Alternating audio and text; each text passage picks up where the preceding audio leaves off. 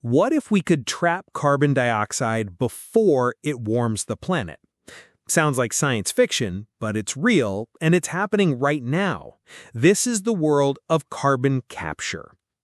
In the next few minutes, I'll show you how we can literally catch carbon from the air, where it's already being done, and why it could be one of the most important tools in the fight against climate change.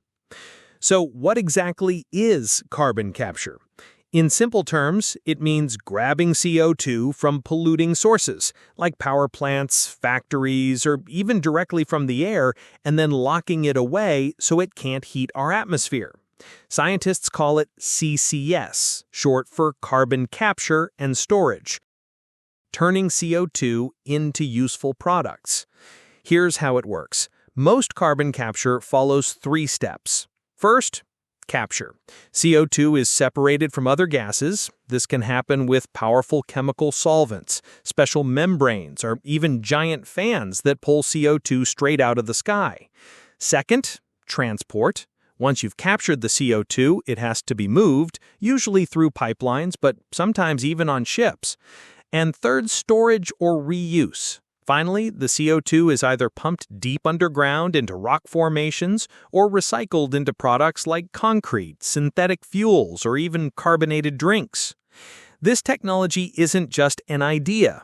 In Norway, the Sleipner project has been injecting CO2 under the North Sea since the 1990s. In the United States, captured CO2 is used to extract more oil from nearly empty wells. And in Switzerland, a startup called Climeworks runs machines that pull carbon directly from the air with giant vacuum fans. But why does it matter? Some industries are very hard to clean up. Making steel, cement, or flying airplanes produces a lot of emissions that renewable energy alone can't eliminate. Carbon capture could cut these emissions and give us a fighting chance at reaching net zero. In fact, the UN's climate experts say it's nearly impossible to hit climate targets without it.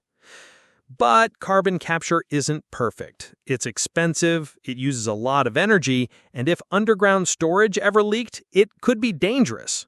Critics also argue that carbon capture sometimes lets fossil fuel companies delay moving fully to renewables.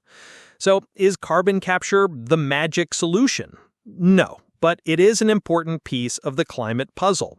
If fighting climate change is a giant toolkit, carbon capture is not the hammer, but it might be the screwdriver we can't finish the job without.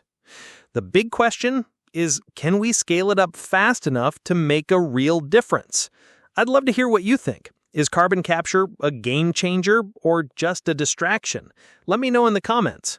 If you want more clear explainers on clean energy and future technologies, subscribe and join me on this journey.